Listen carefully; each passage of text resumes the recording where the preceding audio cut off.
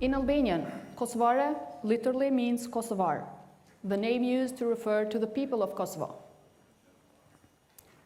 I was born in 1981, the year when Kosovar Albanians were demanding more autonomy and more national rights within ex-Yugoslav Federation. Usually people born in times of protest and unrest have more patriotic names in Kosovo as a form of protest against the regime.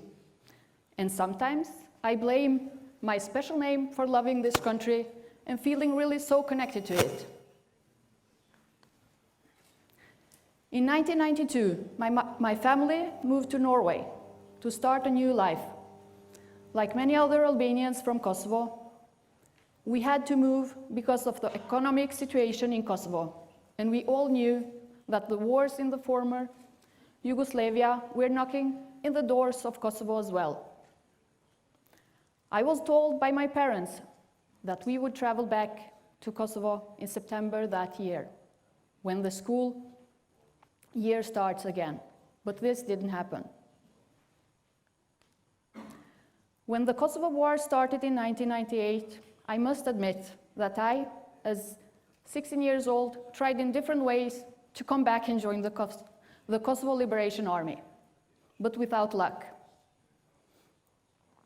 I thought coming back to Kosovo to fight for my country, that was the only right thing to do. People in charge for recruiting Albanians from Norway told me they will not recruit me without my parents' approval. So I went to Germany and thought traveling from there to Albania would be easier. But the person I talked to, who was in charge of organizing trips for new recruits to Albania, he said yes, I could join them. But then he asked me to pay a return ticket, around 500 Deutsche Mark at that time, because I might survive. I didn't have so much money. I only gave up on trying to find a way to join the liberation fighters when I received an email from a person called Driton. He was someone I had looked up on the internet at that time, a person who was dealing with recruitment of liberation fighters from diaspora. He told me, "You're young, you have the future ahead of you, get educated, and then you will have the possibility to contribute for your country."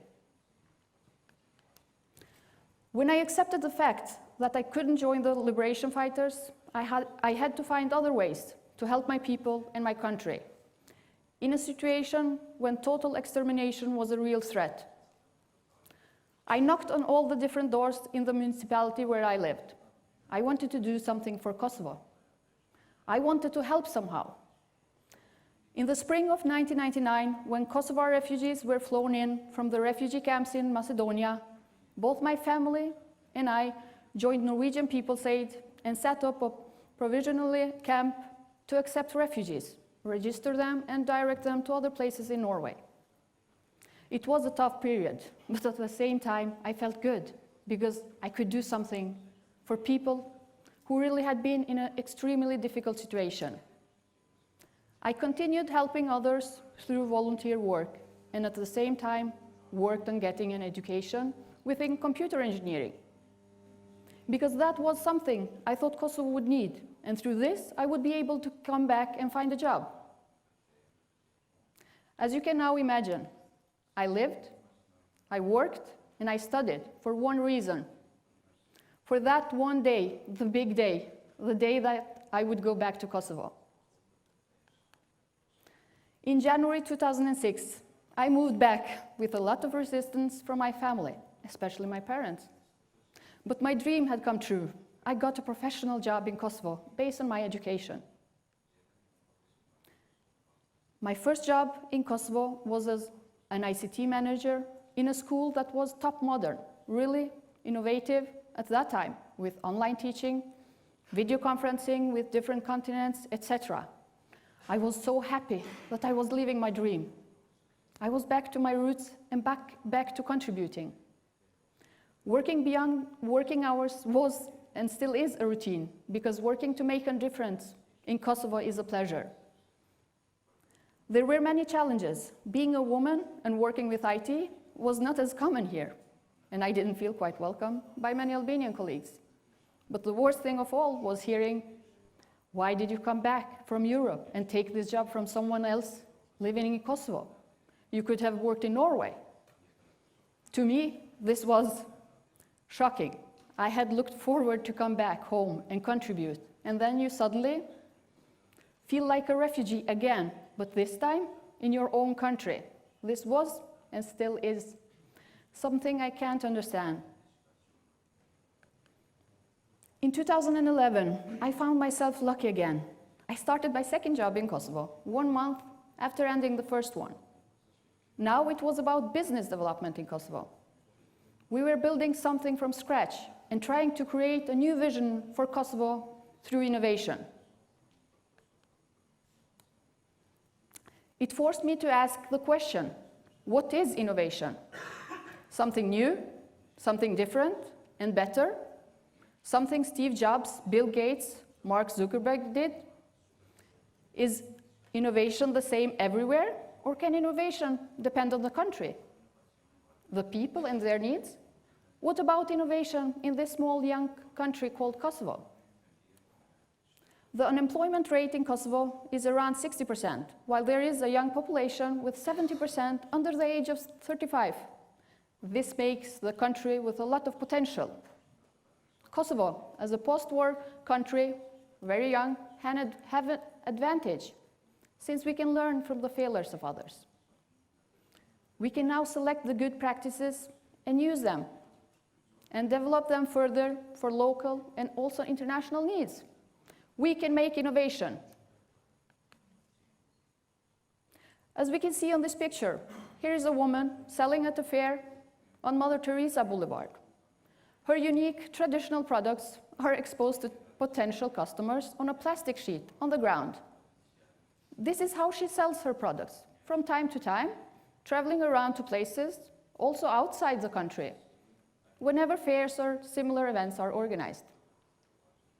Giving her the possibility to sell through a new, modern sales channel that targets a much wider audience is first not a very convincing proposition, and she might have a lot of questions and insecurity about making such a change. The woman can now sell her goods on Balkan Spring, the first e-commerce platform in Kosovo dedicated on bringing the national and international market a great variety of products crafted from Kosovo, both modern and traditional, such as clothes, shoes, fashion accessories, gift items, souvenirs, magazines, and beauty products. The old lady will be convinced to sell online and register her business when she understands the benefits. Her products will be for sale 24/7 now, while she can concentrate on creating new quality products at home. She will price her products by herself. Everything is transparent online, and her products will be sold to people abroad who might have more money and who appreciate handmade products. Balkan Spring was launched in March 2014 and now has more than 50 producers from all ethnicities in Kosovo, with more than 1,300 different products for sale. When it comes to doing business, people don't care much about the background or ethnicity. It is the business that counts. By having producers from different ethnicities, we also cover a need for customers from different ethnicities.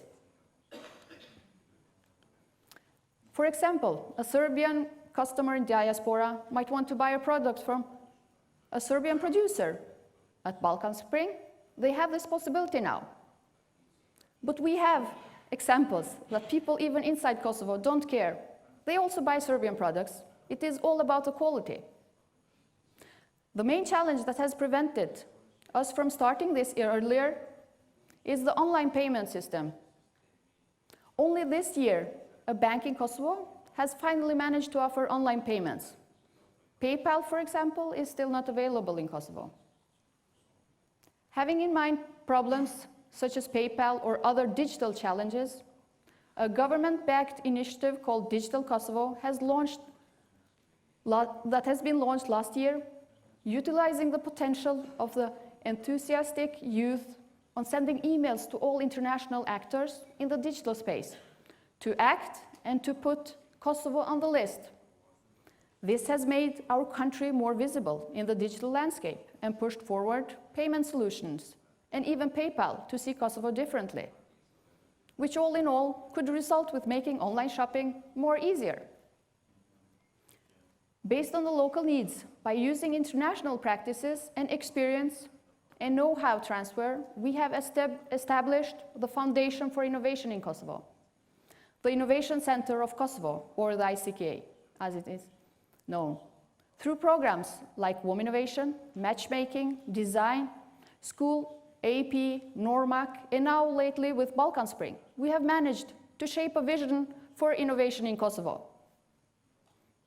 A good example of the positive results of our projects in Kosovo are Math for Kids and also 99 Lule, or 99 Flowers as it is in English.